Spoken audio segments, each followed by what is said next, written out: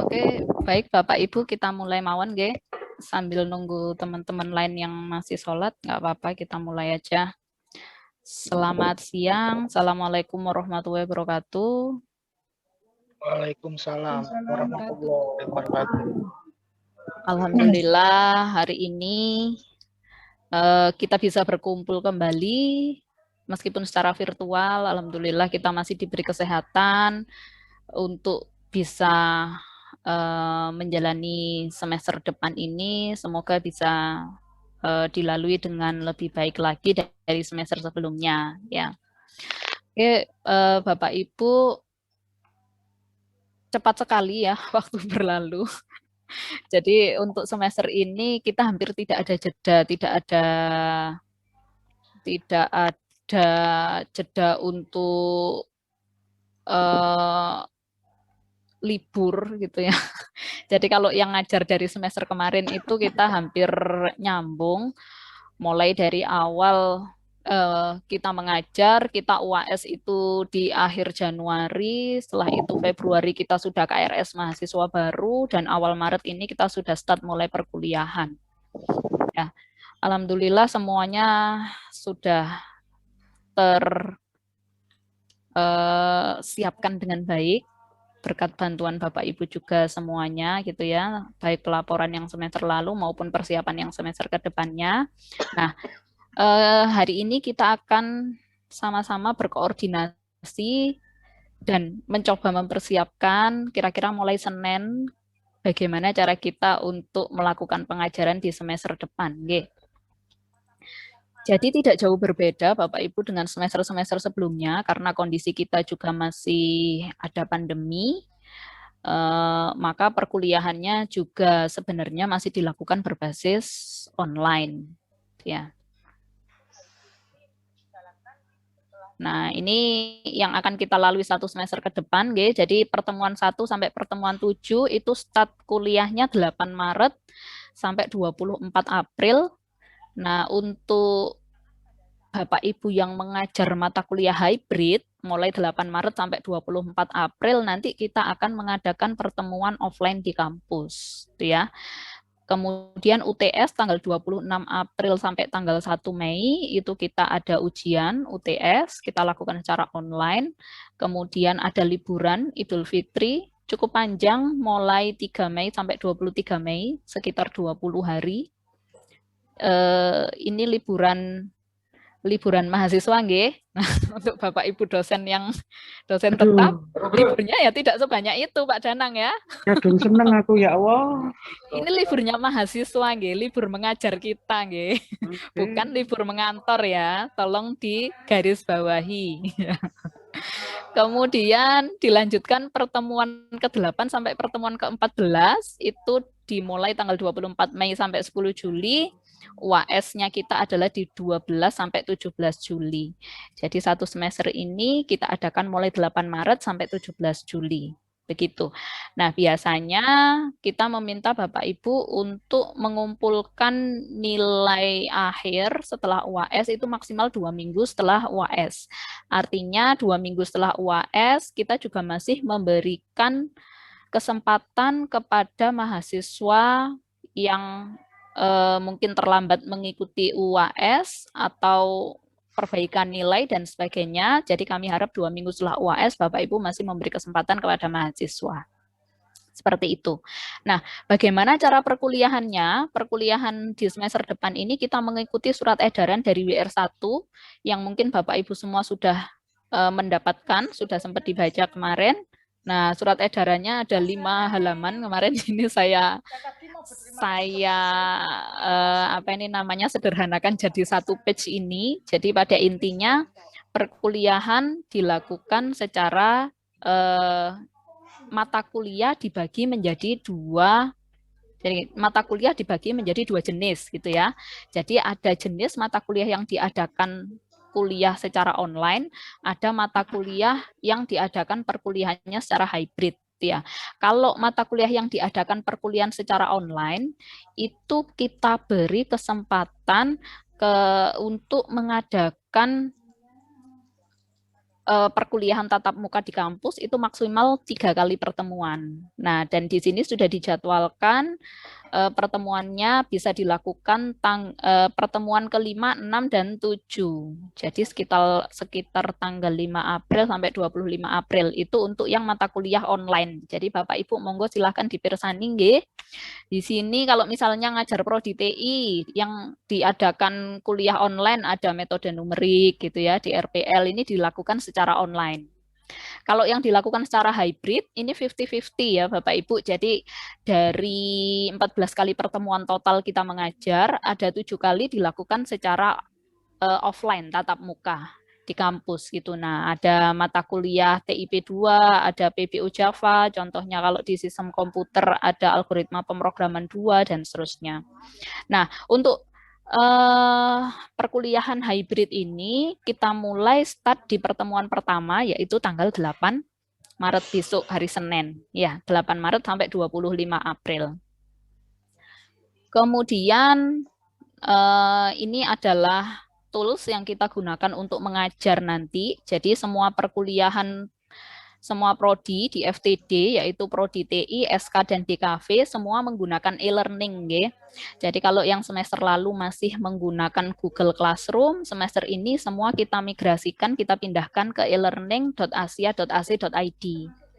Nah, khusus Bapak Ibu yang mengajar kelas karyawan, baik itu karyawan yang malam atau karyawan yang Sabtu Minggu, itu kita tetap menggunakan Google Classroom. Kenapa kok kita bedakan menggunakan Google Classroom? Karena mahasiswa di kelas karyawan ini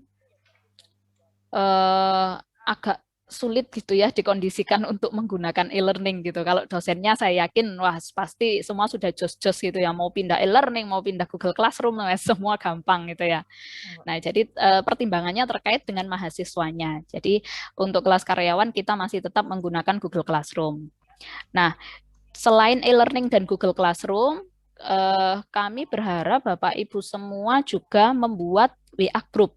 Ya, WA Group-nya nanti digunakan untuk koordinasi dan komunikasi pada waktu perkuliahan. Karena seringkali kalau misalnya kita ngajar di Google Classroom atau e-learning, kita membuka sebuah diskusi misalnya, jarang sekali kan anak-anak ada yang selalu online di sana dan menanggapi gitu. Jadi mungkin akan lebih enak kalau ada sesuatu yang bisa disampaikan itu melalui WA Group, jadi bisa dikondisikan kapan harus online di e-learning-nya, misalnya di Google Classroom-nya, seperti itu.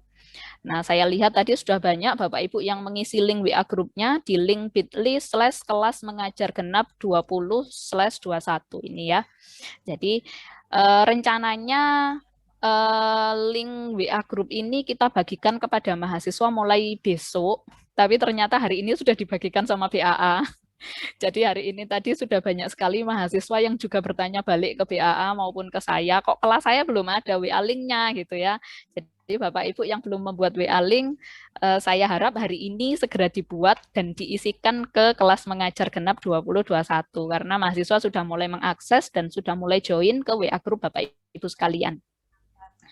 Oke, nah terkait dengan pengajarannya, jadi tadi sudah dijelaskan bahwa yang hybrid ada 50% pertemuan offline, kalau yang kalau yang online ada 3 kali pertemuan offline, tetapi meskipun Bapak Ibu melakukan pertemuan offline sekalipun, kami tetap mewajibkan Bapak Ibu untuk menuliskan kegiatannya di e-learning maupun di Google Classroom-nya. Jadi setiap kali minggu minimal ada satu postingan, gitu ya. Ada satu postingan, entah itu misalnya di dalam postingannya itu bukan materi ya. Misalnya materinya udah saya sampaikan di kelas Bu. Jadi di e-learning-nya cuma saya tuliskan hari ini kita bertemu di kelas jam sekian gitu ya. Mohon jangan terlambat, misalnya hanya sebuah sapaan atau peringatan seperti itu pun tidak apa-apa gitu ya. Jadi postingan tidak harus materi baru, bisa jadi hanya sapaan, keterangan kegiatan, atau mungkin link Zoom atau Google Meet yang Bapak Ibu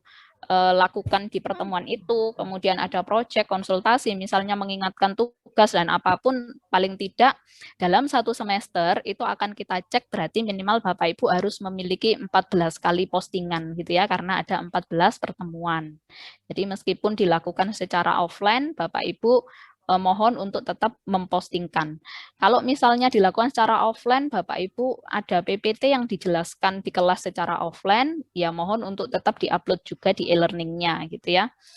Nah, setiap kelas di e-learning ya nantinya akan dimonitoring oleh prodi selama 1 semester 4 kali. Kemungkinan kita akan ada reportnya di pertemuan ketiga, ke-6, ke-10, dan ke-13. Jadi mungkin nanti di pertemuan ketiga kalau kita nemu ada satu atau beberapa kelas yang kita rasa kok kegiatannya di dalamnya belum sesuai, maka mungkin Bapak Ibu akan kita peringatkan gitu ya. Pertemuan 6, nanti pertemuan 10 setelah UTS gitu ya, atau pertemuan ke-13 sebelum UAS gitu. Mungkin kita akan melakukan pengecekan di beberapa terkait misalnya apakah UAS-nya sudah disampaikan gitu ya, soal UTS-nya sudah disampaikan atau belum gitu.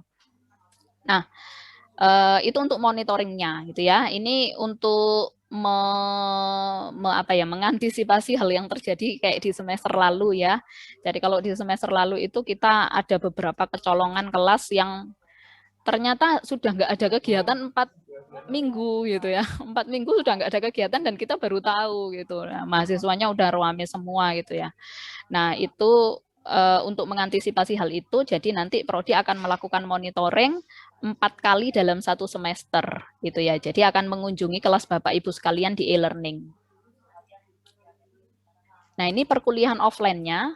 Jadi perkuliahan offline ini sifatnya juga tentatif nggih.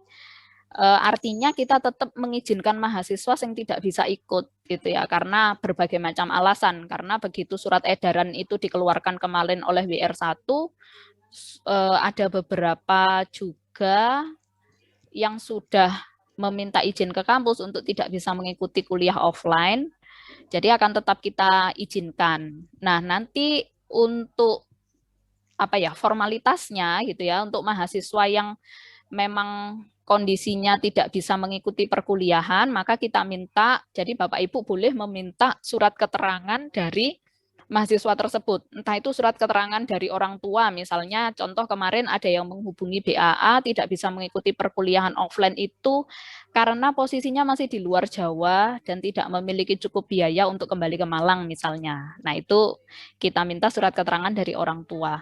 Atau mungkin ada yang tidak bisa mengikuti kuliah offline karena bekerja gitu ya, karena dalam 1 tahun ini perkuliahannya online, banyak sekali mahasiswa yang akhirnya juga ngelamar kerjaan, akhirnya kerjanya jadwalnya itu shift normal gitu ya, sehingga pada waktu kuliah yang harusnya dilakukan secara offline mungkin dia bisa mengikuti secara online saja karena dari tempat kerja misalnya seperti itu. Jadi kita tetap meminta surat keterangan dari mahasiswanya. Nah, untuk kelas Bapak Ibu yang mahasiswanya lebih dari 20 orang, jadi kalau di Simaka itu kita setting maksimal mahasiswanya 40 orang. Kalau mahasiswanya lebih dari 20 orang, maka nanti perkuliahan offline dilakukan 2 sesi, nggih. Jadi misalnya saya ngajar algoritma 4 SKS misalnya ya, 4 SKS. Berarti akan ada 2 sesi. Sesi yang pertama 50% dari jumlah mahasiswa. Misalnya jumlah mahasiswa saya ada 30 misalnya ya. Maka sesi pertama isinya 15 mahasiswa, diadakan 50% dari total SKS. Jadi kalau 4 SKS berarti 50% mahasiswa, 15 orang tadi kuliahnya cuma 2 SKS gitu ya. Kemudian 2 SKS-nya lagi itu sesi kedua yaitu 15 mahasiswa yang selanjutnya. Seperti itu. Nah, alangkah baiknya kalau Bapak Ibu juga sudah punya data yang pasti, misalnya mahasiswa siapa yang izin, mahasiswa siapa yang pasti datang, sehingga Bapak Ibu juga bisa mengkondisikan, oh dari 30 mahasiswa di kelas saya, itu yang pasti bisa datang hanya 20 gitu ya. Berarti artinya Bapak Ibu hanya perlu melakukan 1 sesi saja. Meskipun di dalam kelas isinya lebih dari 20 orang, tapi ternyata ada beberapa orang yang sudah memastikan tidak bisa hadir. Nah, itu juga lebih baik seperti itu. Jadi kita bisa langsung mengkondisikan di kampusnya, ya. Nah, untuk perkuliahan offline tetap memperhatikan protokol kesehatan, nggih, Bapak Ibu tetap wajib menggunakan masker dan atau face shield, tetap berjaga jarak, Jadi nanti di kelas pun kursinya akan dikurangi gitu ya, tidak sebanyak normal biasanya gitu ya. Diatur jaraknya gitu ya. Dan nanti nggak tahu mungkin nanti dari tim Satgas COVID, Pak Izi atau Pak Zen juga bisa memberikan informasi terkait dengan pelaporan kegiatan, salah ini saya ngetiknya online ya, pelaporan kegiatan offline maksudnya ya. Protokol kesehatan terkait dengan pelaksanaan perkuliahan offline, maksudnya seperti itu. Nah, ini adalah e-learning yang tadi saya sampaikan. Jadi, alurnya kita menyiapkan seperti ini ya Bapak Ibu. Kemarin jadwal di Simaka sudah fix. Untuk Bapak Ibu yang ada di kampus, yang dosen tetap sudah nerima, harusnya di mejanya masing-masing sudah dapat map hijau kayak gini ya. Map hijau kayak gini isinya adalah jadwal perkuliahan ya. Nah, itu adalah jadwal yang sudah fix. Kemudian dari jadwal yang sudah fix itu sudah kita buatkan kursnya di e-learning dan sudah kita setting nama dosennya. Setelah itu Bapak Ibu mulai hari ini gitu ya, mulai Kamis ini 4 Maret sudah bisa mengakses kursusnya di e-learning gitu ya, kelasnya di e-learning. Jadi bagaimana caranya? Setelah ini ada sesi untuk demonya, ada sesi untuk pelatihannya, bagaimana Bapak Ibu mengakses e-learningnya. Nah, nanti setelah Bapak Ibu bisa mengakses e-learning, apa saja yang harus dilakukan? Yang pasti yang harus dilakukan adalah memasukkan nama mahasiswa ke dalam kelas tersebut ya. Nama mahasiswanya dapat dari mana? Dilihat dari Simaka. Nah, seperti yang kita ketahui bahwa sampai hari ini masih ada juga mahasiswa yang terlambat melakukan KRS-an, belum melakukan pembayaran sehingga belum memilih kelas gitu ya. Dan sepertinya masih akan ada kasus seperti itu sampai pertemuan kedua biasanya ya, sampai minggu kedua perkuliahan masih ada mahasiswa mungkin yang baru datang, baru membayar, baru memilih kelasnya, sehingga saya harap Bapak Ibu sampai di minggu kedua tolong masih selalu mengecek nama-nama mahasiswa di Simaka. Kalau misalnya ada tambahan mahasiswa di Simaka, maka mohon ditambahkan ke dalam e-learning-nya ya, ditambahkan ke dalam e-learning-nya. Nah, ini dosen bisa mengakses mulai hari ini. Kemudian hal awal yang harus dilakukan setelah login pertama kali, jadi kalau Bapak Ibu yang mengajar TI semester lalu sudah pakai e-learning, harusnya sudah tidak login pertama kali ya. Tapi Bapak Ibu yang semester lalu hanya mengajar di sistem komputer atau di kafe, dan belum pernah login di e-learning, nanti pada waktu login pertama kali, di sana akan langsung diarahkan untuk mengganti password. Gitu ya. Nah, password default-nya apa nanti akan ditunjukkan oleh Bu Titan ya. Kemudian setelah Bapak Ibu login, Bapak Ibu nanti akan dihadapkan pada dashboard ya. Di dashboard-nya itu sudah muncul kelas-kelas apa saja yang Bapak Ibu ajar gitu ya, sesuai yang ada di Simaka. Nah, Bapak Ibu tinggal klik aja salah satunya, isinya masih kosong, belum ada materinya, belum ada mahasiswanya gitu ya. Sehingga Bapak Ibu nanti diharapkan yang pertama adalah mengisikan deskripsi mata kuliah di dalam course atau mata kuliah di e-learning itu gitu ya. Deskripsi mata kuliah ini mungkin ada beberapa yang di prodi sudah ada gitu ya, tapi ada beberapa yang di prodi sudah ada pun tapi belum update gitu ya. Jadi kami minta juga Bapak Ibu memperbaiki deskripsi mata kuliahnya menyesuaikan dengan materi up to date yang Bapak Ibu sampaikan. Nah, setelah itu nanti posting pertama Bapak Ibu di kelas itu adalah harus mempostingkan kontrak kuliah ya, di awal pertemuan dipostingkan kontrak kuliah. Selain itu nanti tentu saja dosennya juga memasukkan atau mengenrolkan mahasiswa ke dalam kelas masing-masing ya. Jadi nanti semua nama mahasiswa itu sudah ada di e-learning, jadi kita tinggal masukkan keyword aja, keyword nama atau NIM-nya, nanti muncul, kita tinggal klik-klik, intinya seperti itu. Untuk memasukkan nama mahasiswanya, jadi jangan membayangkan Bapak Ibu kita minta ngetik satu-satu nama mahasiswanya, wah tidak seperti itu ya. Nah, terkait dengan masalah pembayaran mahasiswa yang belum beres juga sampai sekarang dan mungkin sampai pertemuan 2 nanti, maka kami juga mengharap Bapak Ibu memberikan toleransi pertemuan kepada mahasiswa sampai pertemuan 2 gitu. Jadi sangat mungkin terjadi mahasiswa baru datang di kelas Bapak Ibu itu di minggu kedua atau di minggu ketiga gitu. Jadi sampai dengan pertemuan kedua kami harap Bapak Ibu masih bisa mentoleransi kehadiran mahasiswa. Nah, ini kalau dari sisi mahasiswa, jadi mahasiswa kita berikan link WA group yang sudah Bapak Ibu buat. Rencananya besok, Jumat 5 Maret kita share, tapi ternyata hari ini sudah di-share ke mahasiswa, nggak apa-apa. Nah, nanti kalau mahasiswa sudah join di WA group, maka yang pertama Bapak Ibu harus lakukan adalah mengarahkan mahasiswa untuk mengakses e-learning. Ya, jadi mahasiswanya diarahkan akses e-learningnya melalui link ini, terus kemudian username-nya apa, password-nya apa. Nah, nanti biasanya ada saja mahasiswa yang mungkin gitu ya, tidak berhasil untuk mengakses e-learning, entah itu karena mahasiswanya memang salah langkahnya, atau mungkin karena memang benar-benar e-learningnya yang bermasalah gitu ya. Maka semuanya nanti kita arahkan mahasiswanya untuk melapor ke dosen pengajarnya, gitu ya. Nah, dosen pengajarnya nanti yang akan mengkondisikan kesulitan tersebut. Jadi misalnya kesulitannya untuk mengakses e-learning itu ternyata karena mahasiswanya salah ngetikan passwordnya, harusnya huruf besar, huruf kecil misalnya, mungkin kita cek seperti itu dulu.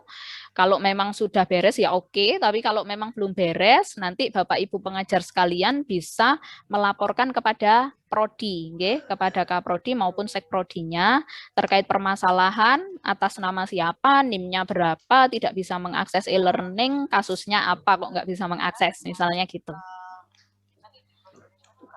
Terus ini untuk yang kelas karyawan, Bapak Ibu diminta membuat kelas di Google Classroom, kemudian mengisikan di link yang sama ya dengan yang link WA group tadi.